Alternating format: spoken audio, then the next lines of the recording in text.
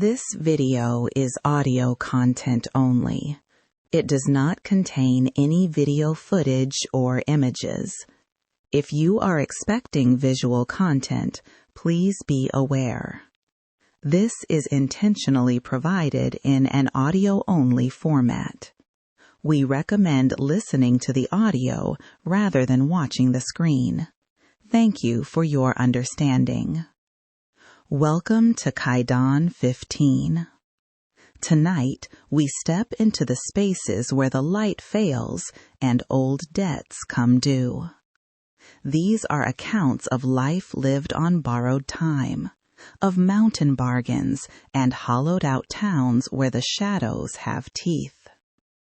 In the stories that follow, reality is a currency easily spent, and even more easily stolen. Sit back, let the silence settle, and remember, some doors once opened can never be closed for free. The mountain is watching. The screen is waiting. Let us begin. Chapter 1. Life on Borrowed Time. A Pact with the Mountain. Life on the installment plan. That is what my grandfather used to call it. He told me this story when I was younger, an account of a strange event he witnessed back when he was in his 30s. It happened one crisp autumn day when his uncle, George, passed away quite suddenly. It was a massive brain aneurysm.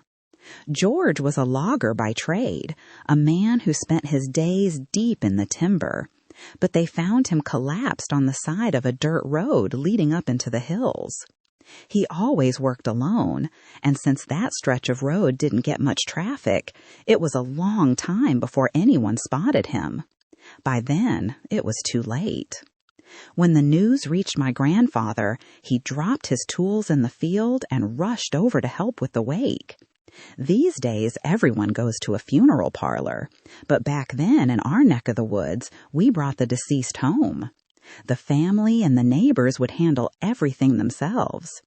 Our settlement was tucked deep in the mountains, so word traveled like wildfire. Before long, a steady stream of mourners began arriving at George's house to pay their respects. By the time 10 o'clock rolled around, the crowd had thinned out.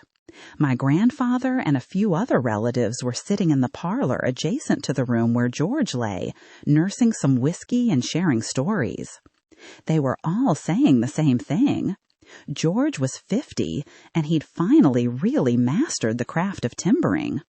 Apparently, he'd been complaining about headaches for a month, but he was a stubborn man. If he'd just gone to a doctor, he might still be with us. He was a quiet, gruff sort of man, but he was honest to a fault and treated everyone with respect. People liked him, and they were truly sorry to see him go.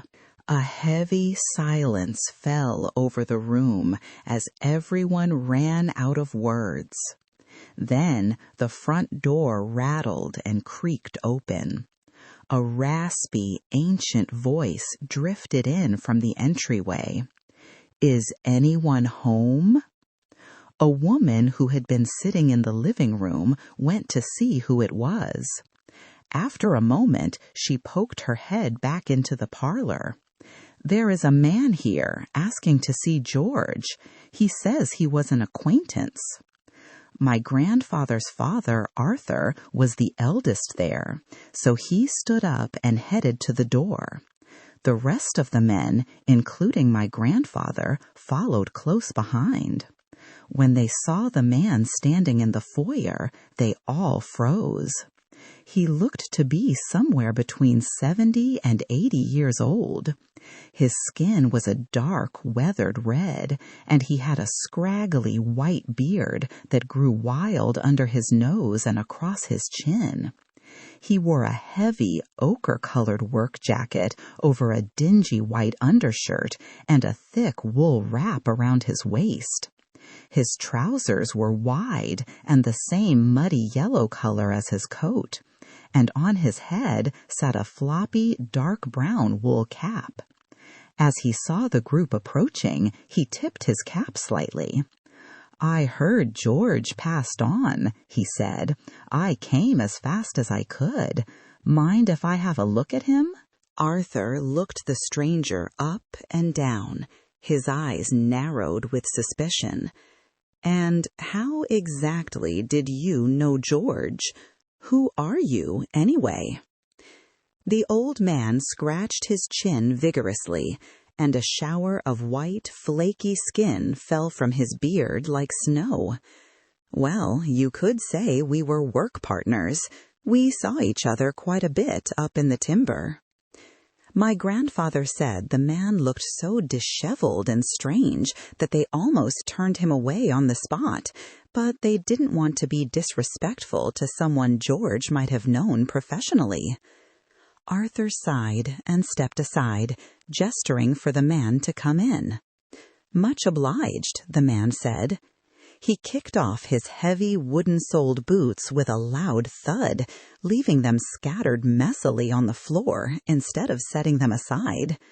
He stomped into the house, following Arthur toward the room where the body lay.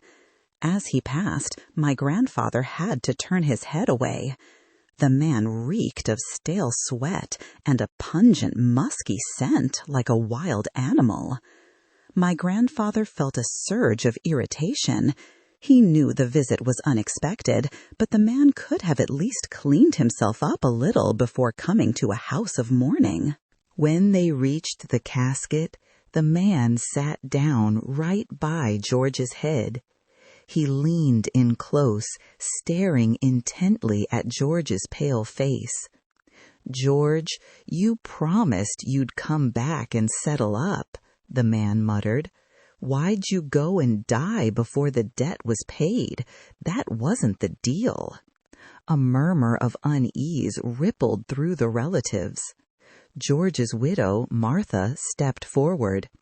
"Excuse me, sir, but did my husband owe you money? Because if he did, we'll settle the debt right now. Just tell us the amount." The man didn't even look back at her. He kept his eyes fixed on George. No, it wasn't money. Tell me, how did he go?" "It was a stroke," Arthur answered. "He wasn't found in time." "I see," the man said. "Can't help it if a man gets sick, I suppose. But a promise is a promise. Did George have a son?" From the back of the room, a young man spoke up. "That's me. I'm George's son, Justin." The old man turned his head slightly. "Is that so? How old are you, boy?" "I'm 25. I'll be 26 this year." "And are you taking up your father's trade?" "I've been apprenticing," Justin said, his voice trembling slightly. "I'm going to be a first-rate logger, just like him." "What's your name?" "Justin," the boy repeated. "Right then, Justin. You know that old stone altar up on the ridge? Once the funeral is over, you take your father's remains up there. You return them to the mountain." The room erupted in hushed, angry whispers. "Now hold on just a minute," Martha snapped, stepping in front of her son. She glared at the stranger. "Who do you think you are? Tell us exactly what your business was with my husband." As she raised her voice, the man's calm demeanor vanished.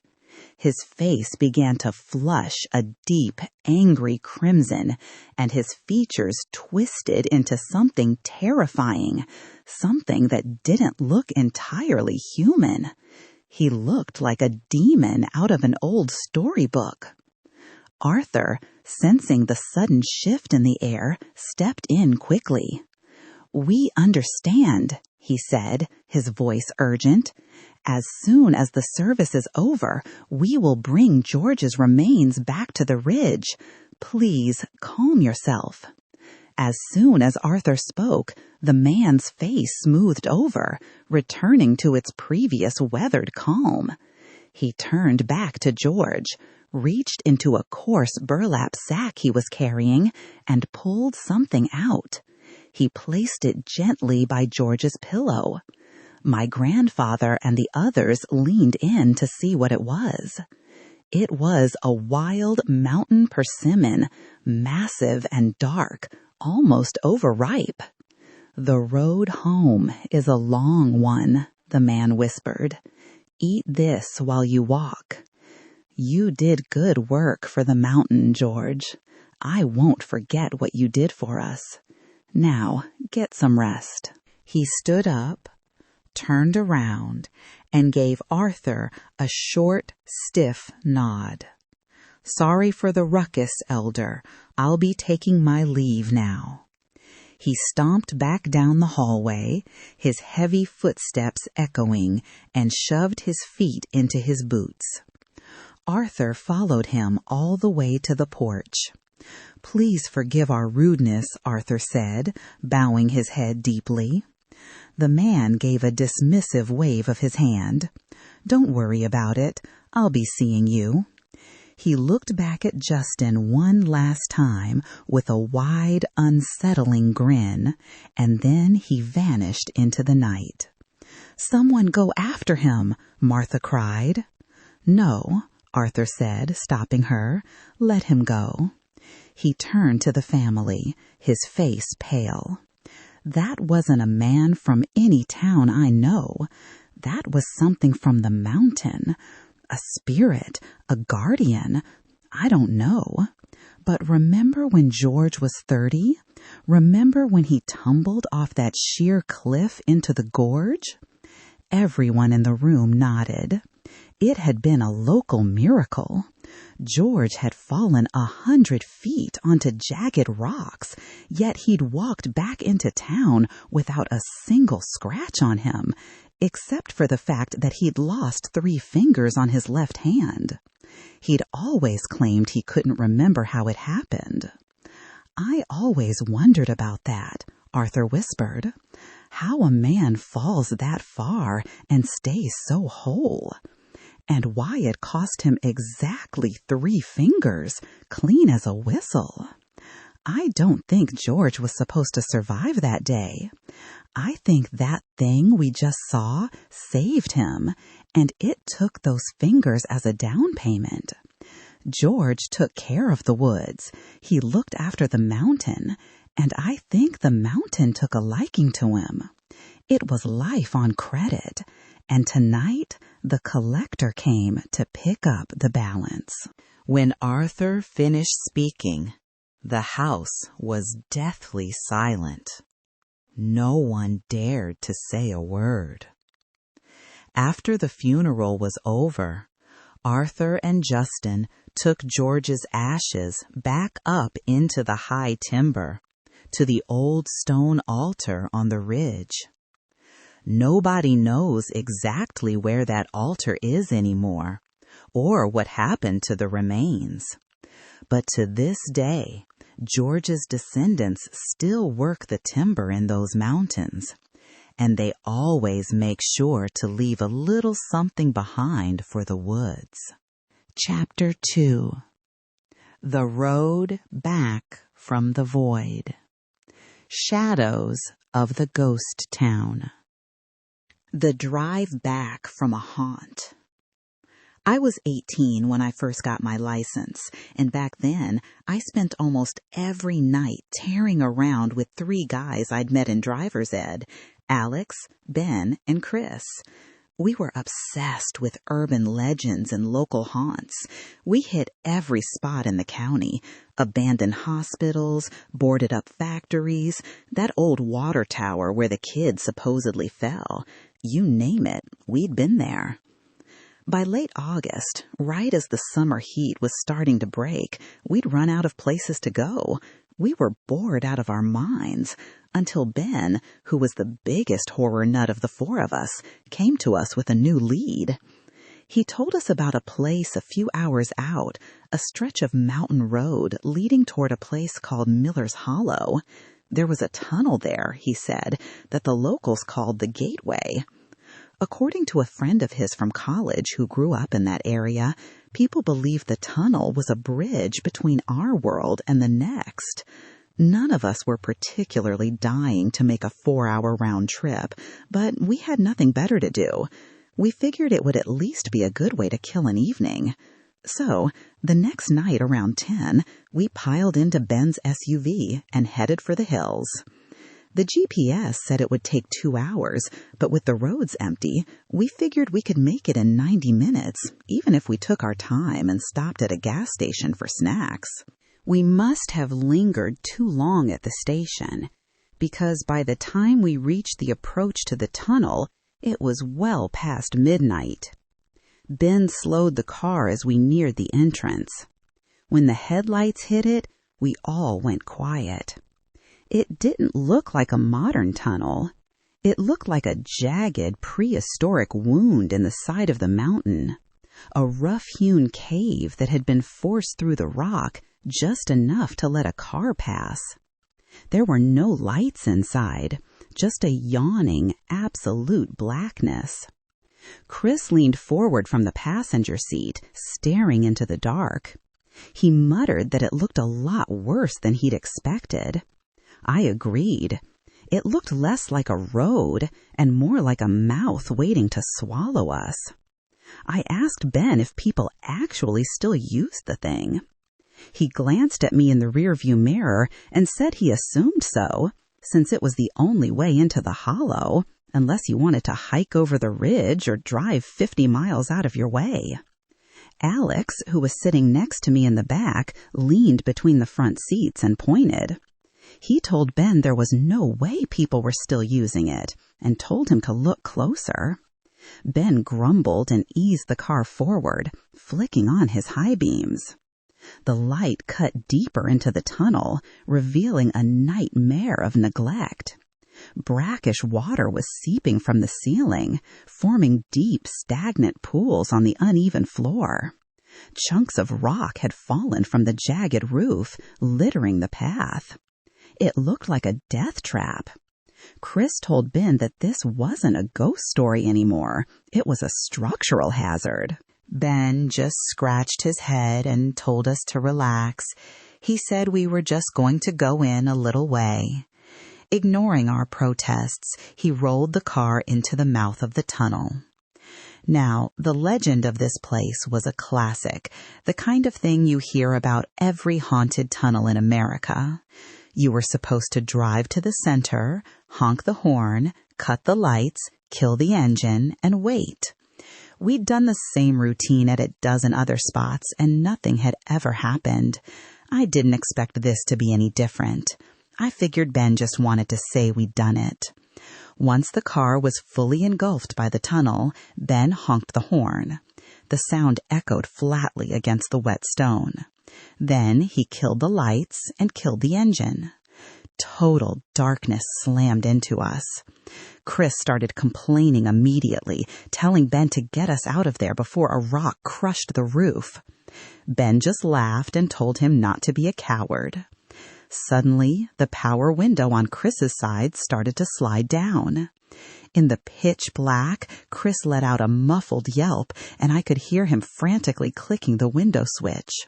Ben laughed harder, using the master switch on the driver's side to force the window all the way down.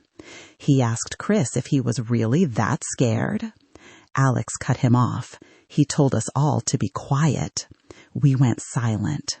For a moment, the only sound was the steady, rhythmic drip of water hitting the pools on the floor. Then, underneath the dripping, I heard it. A wet, dragging sound, like someone walking through the puddles in heavy, waterlogged boots. I told Ben to start the car. I could feel my heart hammering against my ribs. The sound got louder. It was a shuffling, slapping noise. I leaned forward and shoved the back of Ben's seat, telling him to get us out of there. The cabin of the car filled with a frantic energy.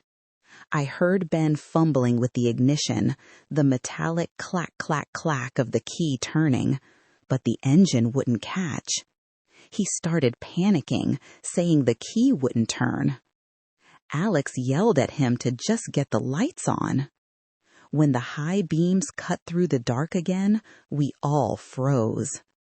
There was no one right in front of us, but about 60 feet ahead, near the far exit of the tunnel, a figure was standing.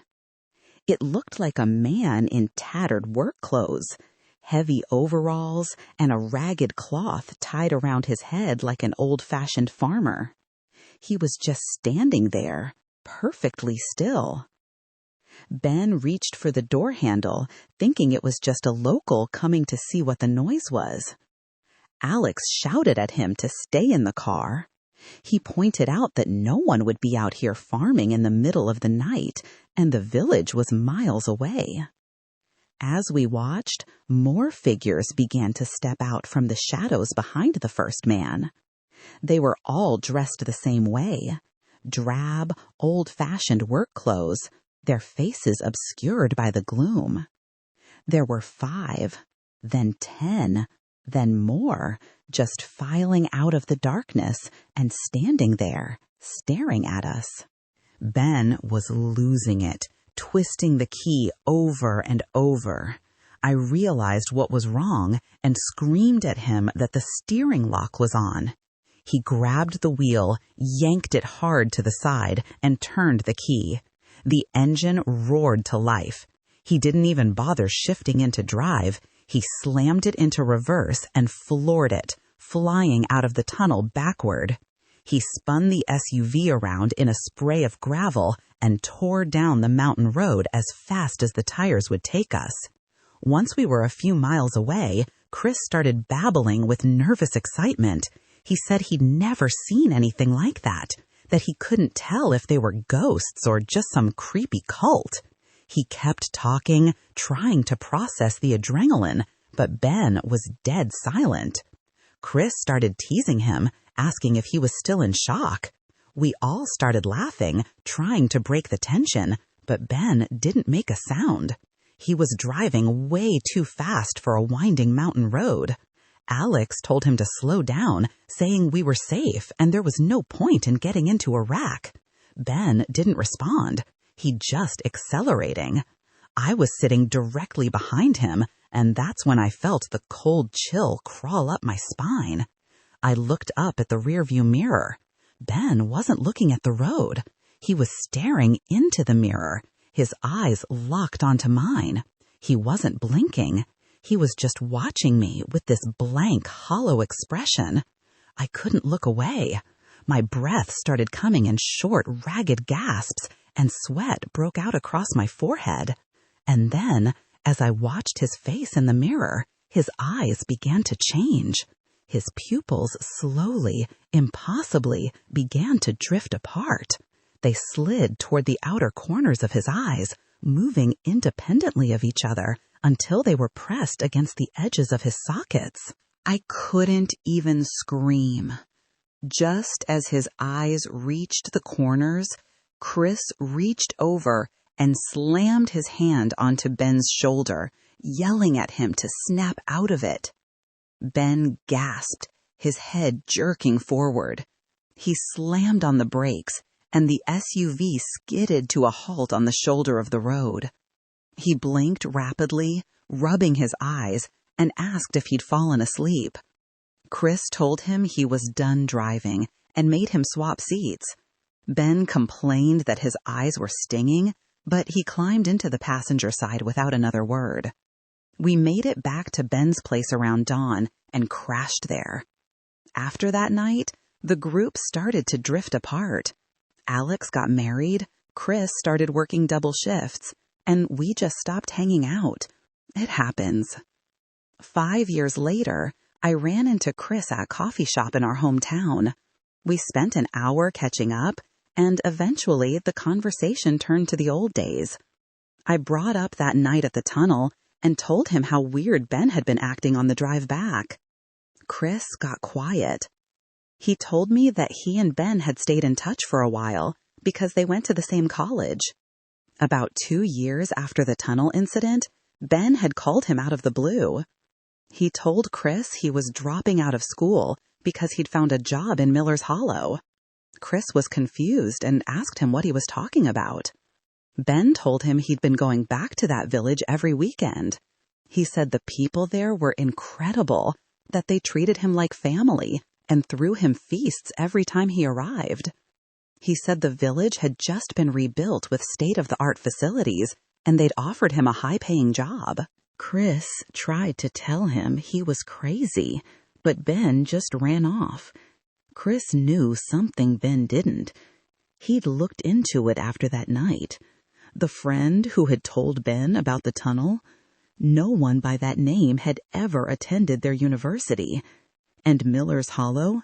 That village had been a ghost town for over 30 years. It was a cluster of collapsed foundations and rotted wood reclaimed by the forest decades ago. It's been over 10 years now. None of us have seen Ben since. His family eventually moved away, and their house was torn down to make room for a parking lot. I don't know if Ben was haunted by something before we went to that tunnel, or if something followed him out of it. All I know is that I can still see his eyes in that mirror, drifting apart as he looked at me, beckoning me to follow him into the dark. Chapter 3. The Missing Reel. Swallowed by the Screen. The movie I've been looking for. This happened to me a few years ago. I had a friend named Mike who was a total film nut. It didn't matter if it was a blockbuster, a rom-com, a gritty indie drama, or a horror flick. Mike watched everything. He was especially into obscure stuff from decades ago that most people had forgotten. He even ran a pretty popular social media account where he'd share recommendations and trivia. He had a decent following of fellow cinephiles who treated his word like gospel. One night, Mike invited me out for a drink. As soon as we sat down, I could tell something was off. He looked distracted, almost agitated. He told me he had a favor to ask. He said there was a movie he couldn't remember the name of, and he wanted to know if I'd ever heard of it. I laughed and told him he was the expert, not me. If he didn't know it, there was no way I would. But Mike didn't crack a smile. He was dead serious. He explained that a follower had sent him a DM a few weeks back. The person was looking for a specific movie they'd seen once but couldn't identify. They described it as a short film, maybe 15 minutes long. In the film, a man is sitting in a pitch-black room, staring at a television set. He just sits there, hour after hour, day after day. As the movie progresses, the man starts to waste away, his body becoming skeletal and gaunt. In the final scene, a hand reaches out from the television screen and drags the man inside. I stared at him for a second and asked if that was really it. It sounded less like a movie and more like a bad creepypasta. I told him it sounded like some experimental horror junk and that the person who messaged him was probably just pulling his leg. You know how people are online. They love to send experts on wild goose chases for things that don't exist. But Mike shook his head. He told me that was the problem. He felt like he'd seen it before. He couldn't remember where or when, but the imagery was stuck in his head like a splinter. He even asked if maybe he and I had watched it together back in college. I told him absolutely not. I would have remembered something that depressing. He looked frustrated, scratching at his scalp until his skin was red. He said he had to find it. It was eating at him. I tried to get him to relax and enjoy his beer, but he was gone, lost in his own head.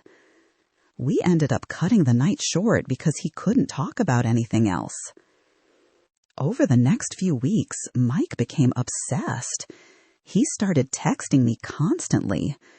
He'd ask if I remembered a specific scene from a horror anthology we saw a year ago, or if I could ask my other friends about the man in the dark room. It got to the point where he was asking if I was sure I didn't know the title, like he thought I was hiding it from him. It was getting creepy and annoying, so I eventually just blocked his number. I figured he needed a break from the internet and that he'd snap out of it once he cooled down. A month went by without a word. Then, another friend of ours, Chris, called me. He asked if I'd heard from Mike lately. I told him about the blocking and the movie obsession. Chris sounded worried. He said Mike had gone totally MIA. He wasn't posting on his socials, he wasn't answering his door, and his phone went straight to voicemail. A knot of dread formed in my stomach. I realized I might have ignored a genuine mental breakdown. I drove over to Mike's apartment building. He lived in a generic complex on the edge of town, a third-floor unit. I knocked on the door and called his name, but there was no answer. I tried the handle, and to my surprise, it was unlocked. I eased the door open, and a wave of foul air hit me immediately. It was the smell of something rotting, old food, stagnant water, and something heavier, like unwashed skin. The place was a disaster. Trash was piled everywhere. Empty soda bottles and greasy takeout containers covered every inch of the floor. I heard a low murmur coming from the living room, the sound of a television. I pushed through the mess and found him. Mike was sitting on the floor directly in front of the TV. He was unrecognizable. His hair was a matted mess, his beard was overgrown, and his clothes hung off his frame. He had lost a terrifying amount of weight. He was just staring at the screen, his eyes wide and bloodshot. I stepped toward him and grabbed his shoulder, yelling at him to wake up. And that's where my memory cuts out. The next thing I knew, I was waking up to the sight of bright blue uniforms. Paramedics and cops were everywhere. One of the EMTs told me to stay calm and asked if I knew my name. Apparently, I had blacked out. A neighbor had heard me scream and called 911. They took me to the hospital for observation, but Mike was gone. The police said the apartment was empty when they arrived. They assumed he'd wandered off while I was unconscious. I was discharged a few days later, but there was still no sign of Mike. I couldn't let it go. I felt like this all started with that damn movie request. I decided to log in to Mike's social media account. I knew his password from back when I helped him set up his blog. I wanted to find the person who had sent him that message and give them a piece of my mind. Mike's handle was MovieGeekM. His last post was from 2 weeks prior. He had been spiraling, posting frantic updates, asking anyone and everyone for help finding the film. The comments were full of worried fans, telling him to take a break or saying they'd never heard of such a movie. I scrolled back through his history, looking for the original thread from 2 months ago. I found it. A post that read, "I'm looking for a movie. It's a short film about a man watching TV who gets dragged into the screen at the end." My blood ran cold when I looked at the username of the person who posted the request. It was MovieGeekM. Mike had sent the request to himself. He had been having a conversation with his own account. I scrolled through the replies, and it was like watching a man arguing with a ghost. One Mike would say, "Thank you for the request. It sounds familiar. Let me look into it." Then the other Mike would reply, "Thank you. I've looked everywhere but can't find it. Please help me." It went on like that for weeks. A one-man dialogue. But then the tone changed. The replies from the requester started becoming repetitive. They were written in a strange, flat way, almost like a machine was typing them. You know the truth, don't you? I saw that phrase over and over again. Mike would post a long update about his research, and the reply would simply be, "You know the truth, don't you?" As I kept scrolling, the dread deepened. Mike's posts became shorter, more desperate. He started saying things like, "I think I'm getting close. I think I'm almost there." And the reply, "You know the truth, don't you?" I felt a cold sweat break out across my neck. There was something wrong with those words. They didn't feel like they came from Mike's mind. It felt like something had hijacked his life through that screen. I wanted to close the laptop, but I had to see the end. I reached the final exchange, dated the night I went to his apartment. Mike had posted, "I found it. I'm watching it now." The reply was different this time. It didn't say the usual phrase. It just said, "The trade is complete. The trade is complete. The trade is complete. The trade is complete." I dropped my phone. I remembered now. I remembered why I screamed. When I walked into that apartment, I didn't just see Mike sitting there. I saw the television. The screen wasn't showing a movie. It was showing Mike's living room. I saw Mike on the screen, sitting on the floor, looking back at the real Mike. And as I watched, a pale, withered hand reached out from the glass. It didn't pull Mike in. It swapped with him. I hadn't fainted from the smell. I had fainted because I saw the thing that came out of the TV stand up and look at me with Mike's face.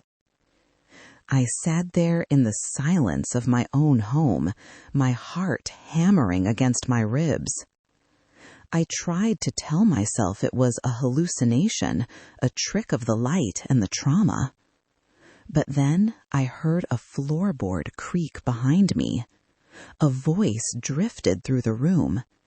It was Mike's voice, but it sounded hollow, like it was being played through an old speaker. "You know the truth, don't you? You know the truth, don't you? You know the truth, don't you?" I turned around. Mike was standing in the doorway of my kitchen. He looked healthy. He looked perfect. He was wearing a clean shirt and a wide, beaming smile that reached all the way to his eyes. But his eyes didn't move. They stayed fixed on me, flat and glassy. "The trade is complete," he said, and his smile grew even wider. Chapter 4. The Price of a Following. The Ouija's Debt. The Ouija's Favor.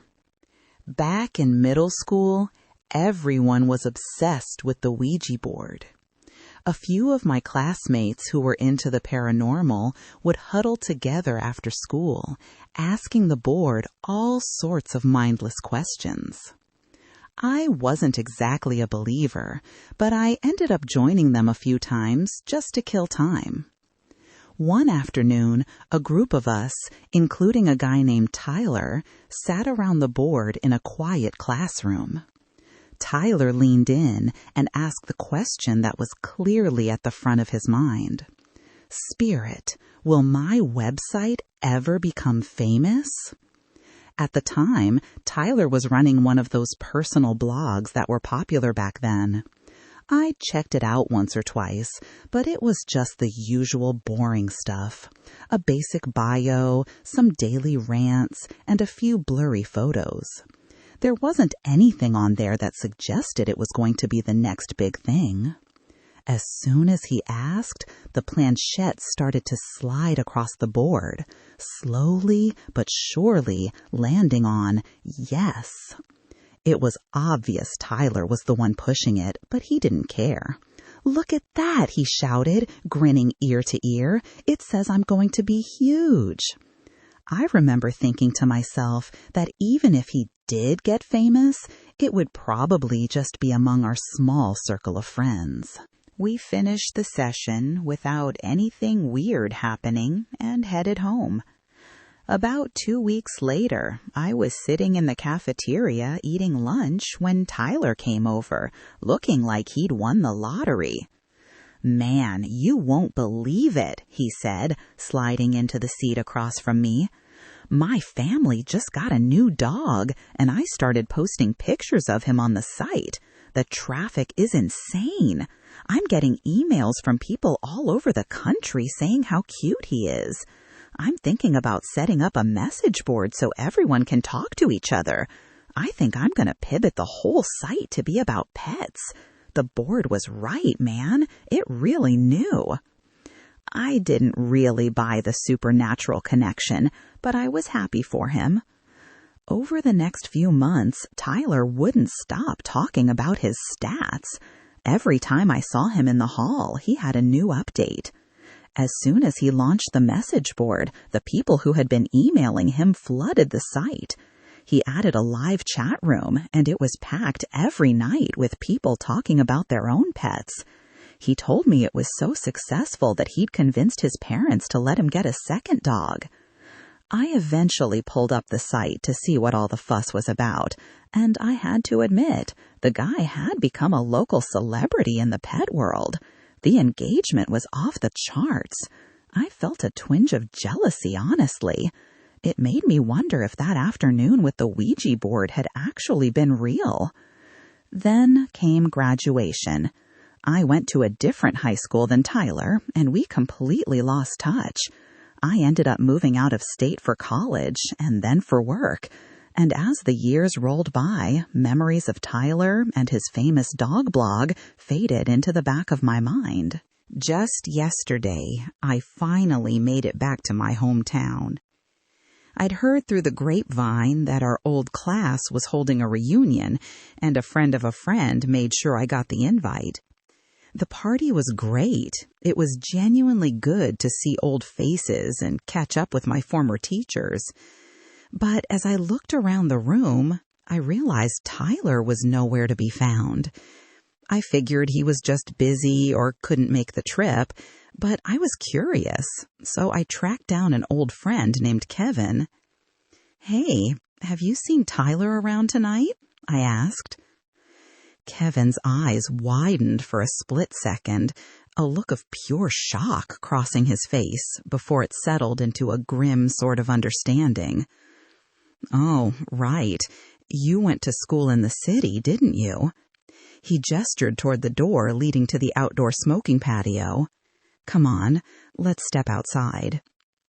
When we got out there, Kevin looked pale. He lit a cigarette, took a long, shaky drag, and exhaled a cloud of gray smoke. "Tyler's dead, man. He's been gone since right after we started high school." I was floored. I just stood there staring at him, probably looking like I'd seen a ghost myself. Kevin took another drag and kept talking. "You remember that website of his? It went nuclear after he started getting those dogs. He got a second one, then a third. The response online was so addictive that he and his family they lost it. They started buying more and more dogs. I think they couldn't handle the thought of the traffic dropping off. But you can't keep that many animals in a regular house. It costs a fortune." "I can imagine," I whispered. "It was bad," Kevin said. "He told me once, crying, that they were skipping meals and falling behind on the mortgage just to pay for the dog food and the vet bills. He was terrified, but he couldn't stop. And then, the day after he told me that," Kevin paused, Staring off into the dark woods behind the parking lot, he took a final deep pull from his cigarette and flicked the butt away. The police found them. Tyler, his parents, the whole family. They were all dead inside the house. It was a bloodbath. They said it looked like they'd been torn apart by wild animals, like they'd been eaten alive. I felt the blood drain from my face. And the dogs? That's the thing, Kevin said, his voice dropping to a whisper. There wasn't a single dog left on the property, not one. People assumed they'd gotten out and run off after they got hungry. But the crime scene was so horrific, and there was so little left of the bodies that the coroner couldn't even find enough evidence to bring charges or prove exactly what happened. They just marked it as a tragic accident and closed the book. I was speechless. I couldn't wrap my head around the idea of Tyler, the goofy kid with the blog, ending up like that. I had no idea, I managed to say. I'm so sorry. I shouldn't have brought it up. It's fine, Kevin said, but there's something else. Something I've been thinking about for years. Do you want to hear my theory? Sure, I said, though a part of me really didn't. Kevin leaned against the railing, his face shadowed. Remember that day in the classroom when we played with the Ouija board? Tyler was definitely the one moving that planchette. He cheated. He forced the board to give him the answer he wanted. Yeah, I remember, I said. Well, Kevin continued, they say you shouldn't mess with those things because you're opening a door. You're inviting something in. And those things, they don't give out favors for free, especially not if you try to trick them. I think whatever Tyler called out to that day, it decided to give him exactly what he asked for. It gave him the fame. It gave him the followers. But it sent its own pets to collect the payment. I don't think those were ever just dogs, man.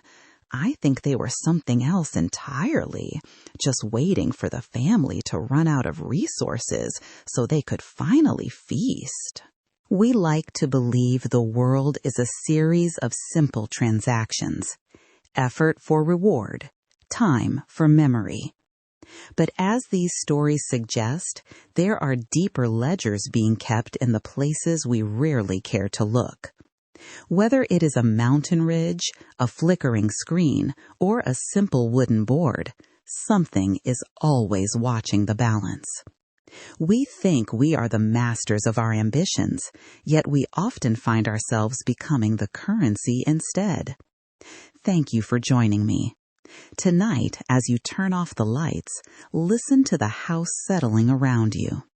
Is it just the wood cooling, or is a long-standing debt finally being called in? Look closely at the faces you trust and the shadows you ignore. The things we invite in rarely leave without taking a part of us with them. Sleep well.